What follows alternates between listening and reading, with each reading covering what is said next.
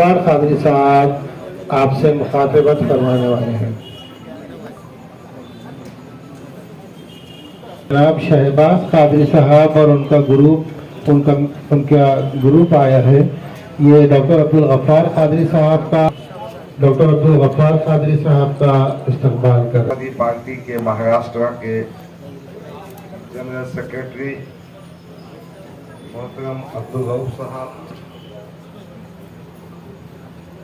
Samajwadi party के जिम्मेदार जहीर साहब, इमरान भाई, फारूक साहब, उस्मान शेख साहब, इमरान भाई, आबिद भाई, बाबा भाई, यहाँ स्टेज पे मौजूद साबिक कारपोरेटर जमीर खान साहब, उनके साहिबजादे अशफाक भाई, हमारे कामिर भाई, हमारे तमाम नौजवान दोस्त, हमारे बुजुर्ग, वहाँ सामने कुर्सियों पर बैठे हुए तमाम भाई, अस्सलाम वालेकुम।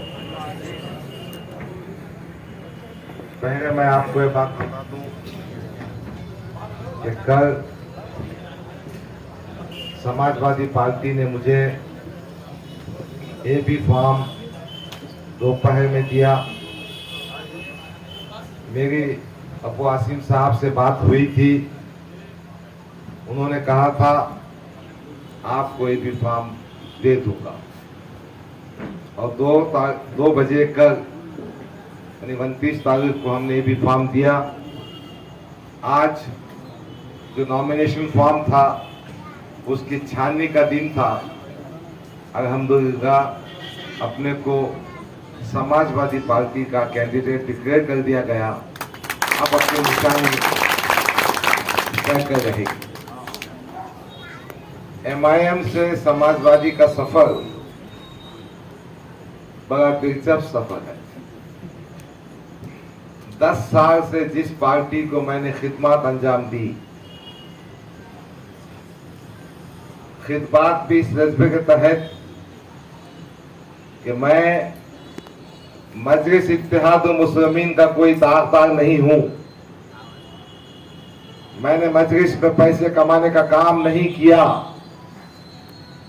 मैंने मजलिस के परचम के तहत जहां जहां जुल्म हुआ वहां आवाज उठाई।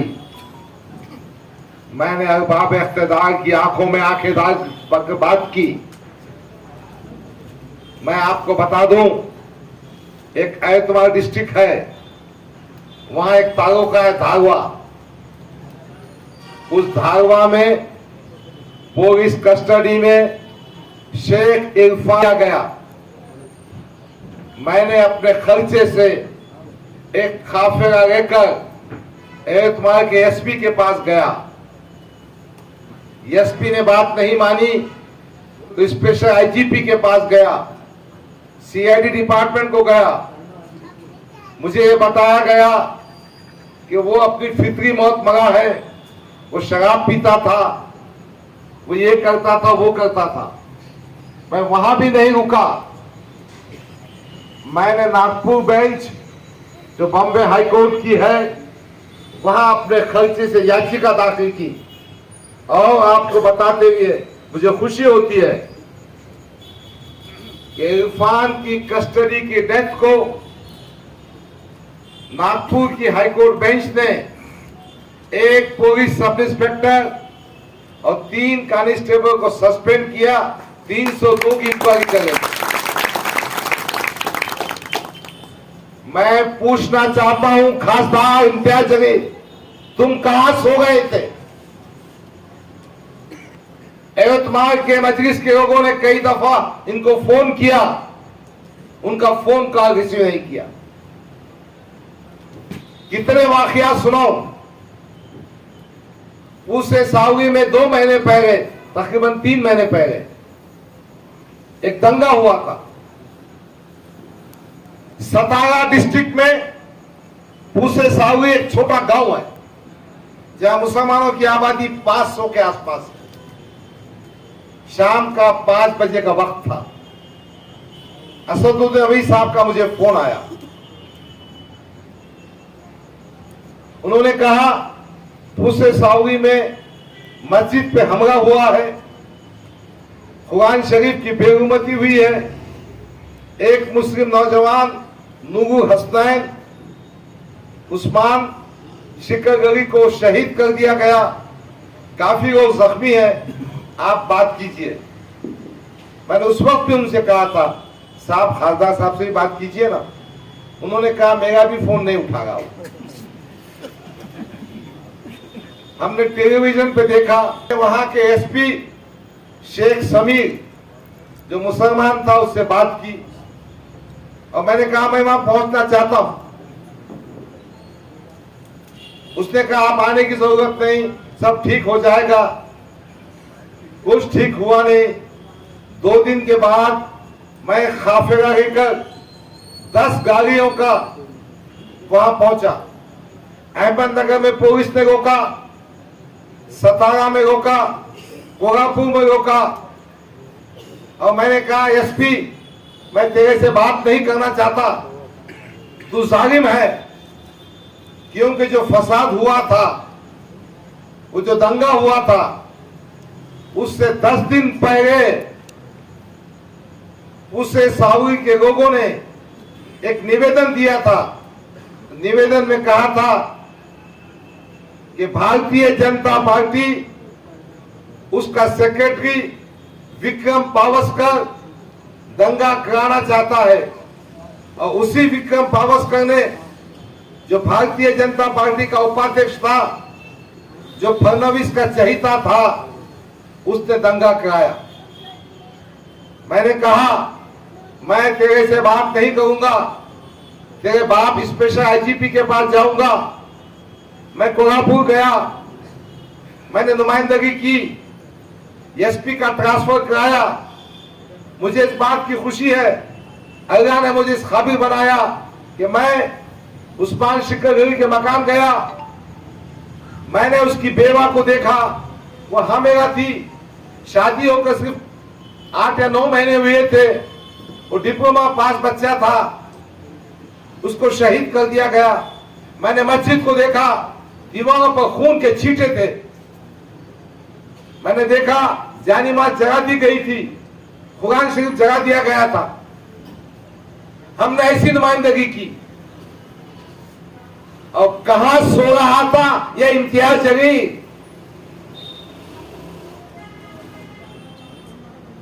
कहां गायब था इम्तियाज जलील। एक बात पर खास क्वालिटी है भाई, पार्लियामेंट के जब इंतखाबात हो गए थे ना, तो दरबार मस्जिद के पास जब स्टेज लगा था, उन्होंने फूसे साउदी का जिक्र किया और कहा, मैंने एसपी को फोन किया, अब मैं बाजू बैठा था, मेरे सामने इतनी ताकत से बात किया,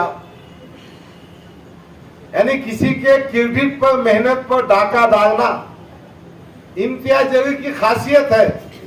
जलील है वो, खासियत है। क्या होता है, इंसान को तकब्बुर नहीं आना चाहिए। सियासी इख्तिलाफात हो सकते हैं, मेरी सोच, मगर जब इम्तियाज जलील ने कहा कि मैं डॉक्टर शोएब हाशमी को जूते के नोक पे रखता हूं, तो मुझे बात पसंद नहीं आई।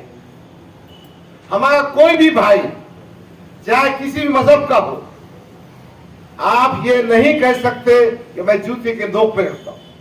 सच तो यह है, तकब्बुर और घुमंड अल्लाह को पसंद नहीं। एक शायर ने बोला था, बहुत ही कम ज़र्फ़ है ये गुब्बारे, बहुत ही कम ज़र्फ़ है ये गुब्बारे, चंद सांसों में फूल जाते हैं।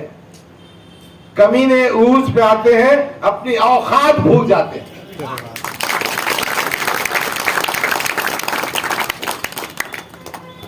फिर 2014 में इस हल्के से मैंने चुनाव लड़ा। उस वक्त मुसलमान का वोटिंग का परसेंटेज 32% था, तकरीबन 92,000 वोट थे। 2019 में क्या हुआ वो सुनाऊंगा आपको। उस वक्त अपने वोट बढ़ के तकरीबन 1,09,000 हुए। एक बात मेरी समझ में आ गई थी कि जब तक हम अपने वोटर्स का एनरोलमेंट नहीं करेंगे हम सियासत में आगे नहीं जा सकते। तो 2019 से 2014 तक हमने तकरीबन 200 इलेक्शन रजिस्ट्रेशन के कैंप किए और आज अल्हम्दुलिल्लाह यादी देखकर गिनती करके मैं कहता हूं कि 1,43,000 मुसलमानों का वोट इस मशरकी हल्के में मौजूद है। इसीलिए पार्लियामेंट में 89,000 वोट मशरकी हल्के ने इम्तियाज जलील को दिया और यही बात उनको गाल टपकाने की हो गई। उनको समझ में आया कि भाई सब थूथू है, अपन मशरकी हल्के में कूदना चाहिए। इसीलिए पार्टी ने भी सोचा कि गफ्फार कादरी को जुबा कर दिया जाए। सच तो यह है कि मैं 21 सितंबर का दिन भूल नहीं सकता। दोस्तों, मैं उम्र के 66 साल में हूं। यह इलेक्शन मेरी जिंदगी का आखिरी इलेक्शन हो सकता है। मैं 10 साल से मेहनत कर रहा हूं, सुख दुख पे जा रहा हूं, पार्टी के पैसा लगा रहा हूं, वक्त लगा रहा हूं, मांडोगी नहीं कर रहा, पैसे नहीं कमा रहा, टिकट नहीं बेच रहा, एडजस्टमेंट नहीं कर रहा, उसूलों पे कायम हूं। मकसद यह था कि इस असेंबली हल्के से असेंबली का चुनाव हो। तो मैंने कहा 21 सितंबर को मैं बैरिस्टर असदुद्दीन साहब के पास गया। मैंने बहुत खिकिया के हाथ जोड़कर गुजारिश की कि असद भाई, मुझे मशरकी हल्के के इंतखाबी सिलसिले में 5 मिनट का वक्त दीजिए। उन्होंने कहा नहीं, मुझे स्कूल के फंक्शन को जाना है। मैंने कहा भाई सर, मैं 3 मिनट आपकी गाड़ी में बैठ के बात करके चलता हूं। आपका ड्राइवर है, आप है, पीछे मेरी गाड़ी है, जब मेरी बात मुकम्मल हो जाएगी मैं नीचे उतर जाऊंगा। नहीं नहीं, आप शाम के मुशायरे में आइए। अब मुशायरा हैदराबाद में रात में 10 बजे शुरू होता। मुशायरे में जाके मैं क्या करूंगा? मैं आके बात बर्दाश्ता हुआ। मुझे बड़ी हतक महसूस हुई, मुझे बहुत तौहीन महसूस हुई। मुझे भी इज्जत नफ्स मौजूद है, मैं भी इदारे चलाता हूं, मैं भी काफी इनकम टैक्स भरता हूं, मैं MBBS MD पीडियाट्रिक्स हूं, मेरा दामाद प्रोफेसर है, मेरी बेटियां डॉक्टर है, समाज में कुछ ना कुछ इज्जत है और पार्टी के 10 साल से काम कर रहा हूं। तो मुझे एहसास हुआ कि जो मेरा सदर मुझे 3 मिनट वक्त नहीं दे सकता, वो पार्टी में मेरा क्या होगा। फिर भी मैंने उनको व्हाट्सएप किया। व्हाट्सएप के मैसेजेस महफूज है, बताऊंगा। मैंने लिखा तो उन्होंने उसका जवाब इस किस्म का था, आप ये क्यों समझ रहे हैं कि मशरकी हल्के असेंबली में आपको टिकट दिया जाएगा? सच्चाई तो यह है, पार्लियामेंट के इंतखाबात की आखिरी सभा होने के बाद ताज विवांता होटल में असदुद्दीन अवैसी ने इम्तियाज जलील के सामने, इब्तिसाम भाई से पूछ लेना, वंडर प्लाईवुड के मालिक है, मुझसे कहा कि गफ्फार कादरी मशरकी हल्के से आपको इंतखाब करना है, हम आपको टिकट भी देंगे, चुनकर भी आएंगे, खर्चा भी करेंगे, ये सिर्फ गिफ्ट में देंगे। और आपने वो सीन भी देखा होगा कि एयरपोर्ट पर बैरिस्टर असदुद्दीन साहब मेरे गालों को हाथ लगा रहे हैं, गालों को हाथ लगा रहे हैं। इतना सब होने के बाद जब 3 मिनट का टाइम नहीं मिला तो मैंने समझा भाई मामला खराब है। फिर मैंने 23 तारीख को खत लिखा। खत में तमाम तफसीलात लिखे कि किस तरह 2019 में वंचित की युति तोड़ी गई, एक उम्मीदवार दिया गया, जबकि पूरे महाराष्ट्र में वंचित की यूनिटी गठबंधन था। किस तरह से यहां की मुकामी यूनिट ने यहाँ के जिम्मेदारों ने मेरे खिलाफ काम किया, किस तरह से इम्तियाज जलील ने हमको पटकी देने का काम किया, चुनाव में हराने का काम किया, किस तरह से हमने वोटर्स लिस्ट में काम किया, कोविड में हमने क्या किया, फसादात में हमने क्या किया। और मैंने साहब से कहा कि साहब अगर आप टिकट नहीं देना चाहते तो भी कोई बात नहीं, कम से कम मुझे बता दीजिए, मैं आपका एहसान मान रखूंगा। 23 तारीख के खत का कोई जवाब नहीं आया। 8 तारीख को मीटिंग की है हमने, उस वक्त भी कोई जवाब नहीं आया। कोई मौलाना हजरात उनके पास गए थे, उनसे भी कोई सीधी मुंह बात नहीं की। फिर मैंने समझ गया कि असदुद्दीन ओवैसी साहब इम्तियाज जलील के बहकावे में आकर ऐसा काम करना चाह रहे हैं कि दूसरी पार्टियों के दरवाजे बंद हो जाए। तो हमने फिर दूसरी पार्टियों में कोशिश शुरू की। इमरान प्रतापगढ़ी का मुझे फोन आया। मैं आप सबको अपना भाई और घर का मेंबर समझता हूं, कोई बात छुपाना नहीं चाहता। इमरान प्रतापगढ़ी ने कांग्रेस के हाईकमान से बात की। बाद में इम्तियाज जलील ने उनसे कहा कि अगर गफ्फार खादरी को आप टिकट देते हैं, मैं नांदेड़ की सीट गिराऊंगा, मैं आरिफ नसीम खान की सीट गिराऊंगा, मैं यहां उम्मीदवार खड़ा करूंगा, वहां उम्मीदवार खड़ा करूंगा और फिर आपको नुकसान पहुंचाऊंगा। उसका सिर्फ एक ही कहना था कि मशरकी हल्के में गफ्फार खादरी को कांग्रेस का टिकट ना दिया जाए। मैं अल्लाह रब्बुल इज्जत की बारगाह में शुक्र अदा करता हूं। जैसे मुझे समझ में आया कि कांग्रेस पार्टी में इम्तियाज जलील ने साजिश रचकर अपने टिकट को कैंसिल किया। सुबह के तकरीबन 12 बजे होंगे, मैंने रऊफ भाई से बात किया, अबू आसिम से बात किया। मैं अबू आसिम का शुक्रगुजार हूं, उन्होंने एक ही मिनट में कहा आप कहां पर हैं। मैंने कहा दिल्ली में। बंबई कब तक पहुंच गए हो? मैंने कहा मैं शाम तक पहुंचूंगा। ठीक है आप पहुंचो। हम उनके ऑफिस गोगाबा में गए, कहा गोवंडी में आ जाओ। हम खाना खा के गए तो बड़े दुखी होकर कहा कि भाई खाना तो मैं खिलाना चाहता था। इतनी इज्जत और एहतराम से उठाया और कहा कि मुझे एक साथी मिल गया, मुझे एक बहादुर साथी मिल चुका। हम दोनों मिलकर अपने साथियों के साथ कौम के साथ,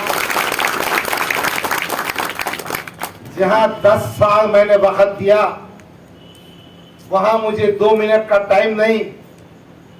वहां का खासदार मेरे सियासी मुस्तकबिल को खत्म करने के लिए साजिशें करता है।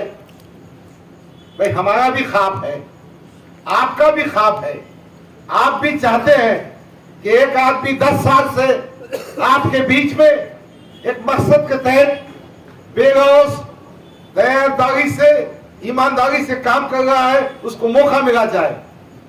उसने बीज पेरा है, उसने फसल लगाई है, फल खाने का वक्त आ गया, ये मजदूर आ गया। ये मजदूर ने क्या कर दिया? असद भाई के काम में ऐसी बातें कर दिया कि गफ्फार खादरी का पत्ता ही कट कर दिया। और इन हालात में बेचारे अबू आसिम साहब ने मेरा हाथ थामा, मेरी मदद की। आप तमाम की जानिब से, मशरकी हल्के के तमाम उन नौजवानों के जानिब से जो मेरे दुख में, मेरी तकलीफ में मेरे साथ खड़े हैं।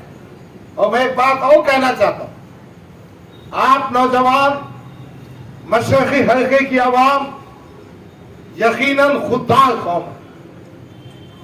ये दर्दमंद दिल रखते हैं, ये चीजों को समझते हैं। अभी दोपहर में हमारे भाई खादू चाउश के मकान में गया था। खादू चाउश ने अपने साथियों को जमा किया और कहा मुझसे कि डॉक्टर साहब आप डरने की जरूरत नहीं, आप घबराने की जरूरत नहीं, आप 10 साल से काम कर रहे हैं, हम आपका साथ देंगे। पूरी ताकत के साथ साथ देंगे और इंशाअल्लाह ताला कामयाबी अपने कदम चूमेंगे। मैं जिन जिन हजरात के पास गया, जिन जिन बुजुर्गों के पास गया, जिन जिन माँ बहनों के पास गया, उन्होंने मेरी आंखों में मेरी परेशानी को देखा, तमाम हालात की जांच की। यकीनन मैं आप तमाम हजरात का शुक्रगुजार हूं।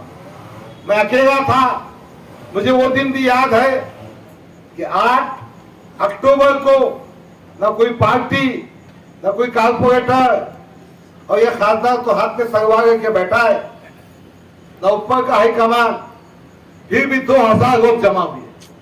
उन्होंने कहा गफ्फार कादरी साहब, आप जो फैसला करते हैं कीजिए, हम आपके साथ करें। मेरे पास वो अल्फाज नहीं कि मैं आपका शुक्रिया अदा कर सकूं, मगर एक बात कहना चाहता हूं, आओ मेरा साथ दो। आज मैं समाजवादी पार्टी का उम्मीदवार हूं, हम सब मिलकर एक तारीख बनाएंगे, एक ऐसी क़ियादत बनाएंगे जो कौम के बाजू खड़े हो, सुख दुख में काम आए। हम आपका फोन कॉल अटेंड कर सके, आपके बीच बैठे। एक और गुजारिश करना चाहता हूं, मेरा भी दिमाग ऊंचा मत चलाओ, शाहरुख खान बनाने की जरूरत नहीं, मैं आपके बीच में रहूंगा। आप कोई अधिकार है कि मेरा काम पकड़े, मेरा गिरबान पकड़े, मेरा हाथ पकड़े। मुझे खुशी है कि रियाज कुरैशी जैसा, बाबू भाई जैसा कई बुजुर्गों को बैठे हैं, कई जिम्मेदार लोग बैठे हैं। मेरा दामाद डॉक्टर उमर कादरी मेरे खाने से खाना लगाकर, मेरे भाई प्रोफेसर सोहेल जलील, हमारे तमाम दोस्त हमीद भाई, ये सब नौजवान काम कर रहे हैं। आपको समझना होगा, लोग आएंगे, रब्बी रब्बी फेंकेंगे, ऐसी ऐसी बातें करेंगे। कोई स्कूल बनाने की बात करेगा, कोई दवाखाने की बात करेगा, कोई मर्द मुजाहिद बोल के पेश करेगा, कोई कहेगा हमने ये किया। मगर मैं आपके बीच में रहने वाला आपका भाई हूं, मैं आपसे संपर्क में आने वाला आपका भाई, चचा, बेटा हूं। मैं एक ही गुजारिश करने का हूं कि आज हम मुत्तहद होकर ताकत के साथ हमारी निशानी साइकिल को वोट देंगे तो मशरकी हल्के में हमारी पार्टी समाजवादी का उम्मीदवार आपका भाई भारी अक्सरियत से कामयाब होगा। अगर किसी की वजह से अतु सावे की नींद खराब होगी, भारतीय जनता पार्टी के तंबू में घबराहट होगी, चड्डी गिरी हुई कि मैं बोल नहीं सकता, वहां पहुंचा नहीं, मगर ये समाजवादी के कैंडिडेट और आपके भाई की वजह से बीजेपी को हम ही शिकस्त दे सकते हैं। ये फडणवीस का एजेंट इम्तियाज जलील, फडणवीस के इशारों पे नाचने वाला, सीटों का एडजस्टमेंट करने वाला, मुसलमानों का हस्ते कभी खड़ा नहीं होने वाला, अलबत्ता आदर्श के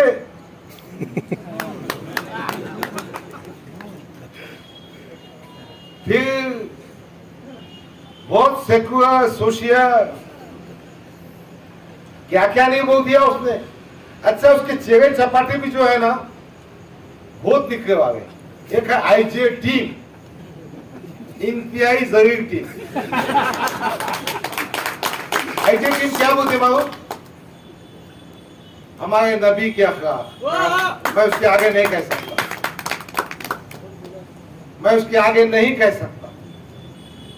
तो नबी का मुकाम, अरे उनकी जूतों की धूल के पास भी कोई नहीं पहुंच सकता। नासरुद्दीन अवैसी, नासरुद्दीन अवैसी, ना इम्तियाज जलील, ना गफ्फार कादरी। नबी की जात ऐसी है कि मेराज में रब्बुल करीम ने कहा, ऐ मोहम्मद, हम तुम्हारे नारायण से, तुम्हारे जीतों से अर्श को रौनक बख्शते चाहते। उनकी बात ये कमीनों में। आप ये भी सोचिए, बुजुर्गान दीन की अपनी अहमियत है। औरंगजेब से इख्तिलाफ हो सकता है, मगर उनकी तस्दीक करना, उनको कम करना महज वोटों के खातिर, यह भी गलत बात है, यह भी ध्यान में रखिए। एक और बात बताना चाहता हूं, अभी मोहतरम इम्तियाज जलील साहब जो दुआ बैंक का ऑफिस चलाते ना, जो कलेक्टर ऑफिस के पास 4000 स्क्वायर फुट की जमीन है ना, वो जमीन कहीं की है? वो है औकाफ की जमीन। उसका डॉक्यूमेंट मेरे पास है, मैं पब्लिश करने वाला हूं, उलमाए किराम की खिदमत में पेश करने वाला हूं। वक्फ एक्ट की बात तो हो रही थी, और वक्फ एक्ट की मीटिंग में ही किसी ने कहा मर्द मुजाहिद, वो 4000 स्क्वायर फुट की जो जमीन है ना, इनकी वालिदा मोहतरमा मरहूम उनके नाम पर भाड़ा पट्टी है। मैं आपको बताऊंगा, रजिस्टर्ड है, वक्फ बोर्ड के सेक्रेटरी मुजफ्फर सिद्दीकी ने करके दिया है। महीने का 500 रुपए का किराया है। उस वक्त इनके वालिद मोहतरम मैं समझता इंतकाल कर गए थे। ये हुकूमत में पत्रकार थे, पत्रकारिता की ताकत को इस्तेमाल करते हुए गरीबों का, यतीमों का, बेवाओं का, मिस्किनों की जमीन जो औकाफ के लिए होती है, इन्होंने ले ली है, क्योंकि ये भी फकीर है ना। और उसका किराया साल का 500 रुपये है। अबे तू आमदार बना था, तू खासदार बना था, अगर तू खौफ का दर्द रखता, वहां दुकानें निकाल कर नौजवानों को देता, फ्लैट बनाकर उलमाए किराम, अइम्माए मसाजिद, मौज़नीन को देता। तू तो दुआ बैंक चलाएगा ना, और खुद के भाई को चीफ एग्जीक्यूटिव ऑफिसर, 3 लाख रुपए तनख्वाह, बहुत कामयाब है। इसके भाई की नौकरी अच्छी होना, इसके बेटे को तालीम अच्छी होना। असल में सियासत में ज्यादा नंगे भूखे को कैसे होता, जो औकाफी जमीनों पर कब्जा करके बैठा है, वो कौम मिलत की क्या बात कर सकता है? जो नबी के शान में गुस्ताखी के कलमात आईजी टीम के लोग बोल सकते हैं, वो क्या बात कर सकता है? औरंगजेब के बारे में नाजेबा अल्फाज जो इस्तेमाल कर सकता है, क्या वो तुम्हारा कायद हो सकता है? कहने को तो बहुत बातें हैं। उलमाए किराम हमारे सर के ताज है, हम उनकी खत्म में बैठकर दीन सीखेंगे। बताओ इस शहर में कौन आलिम दीन है जिसके सर पर, जिसके दुख में, जिसकी तकलीफ में इम्तियाज जलील जाके बैठ खड़ा हो? हाँ, आदर्श की सेवा में गया था और फडणवीस के पास जाके खत्म में बैठता हूं। बाता तो वो शाम एक करता। बहरहाल आपके सामने गुफ्तगू होती रहेगी। मैं आप तमाम का दिल की गहराई से शुक्रिया अदा करता हूं। मेरे पास अल्फाज नहीं है कि किस तरह से आपका शुक्र अदा करूं, मगर एक बात सुन लीजिए, हमको मुसलसिल काम करना है। इस मैसेज को कि 10 साल के काम करने वाले आदमी पर, एक पार्टी के जिम्मेदार पर नाइंसाफी हुई है, उसके हक को मारा गया है, उसकी कुर्बानियों को नजरअंदाज किया गया है, उसके खिदमात को उठाकर फेंक दिया गया है, उसको इंसाफ नहीं दिया गया। यही बात आपको सबको पहुंचाना है। जो पार्टी, जो खासदार अपने ही कार्यकर्ता को, अपने ही पार्टी के जिम्मेदार को इंसाफ नहीं दे सकता, वो कौम को क्या इंसाफ देगा? यही बात अबू आसिम आजमी की। रऊफ भाई, अबू आसिम आजमी का इस शहर से बहुत पुराना रिश्ता है। डॉक्टर मतीन की रिहाई में यूनुस जो कस्टडी में मरा था, उसके केस के सिलसिले में ख्वाजा यूनुस, वो अल्ताफ बच्ची की मदद करने में, ये तो सियासत में पैदा भी नहीं हुआ था। अपने अबू आसिम भाई ने बेपनाह कोशिश की। आज भी महाराष्ट्र में जहां कहीं दंगा हो, अगर सबसे पहले कोई पहुंचता है तो अबू आसिम आजमी है। मैं हमेशा हमारी पार्टी की इंटरनल मीटिंग में बातचीत कर रहा था। हमारे दो आमदार भी है।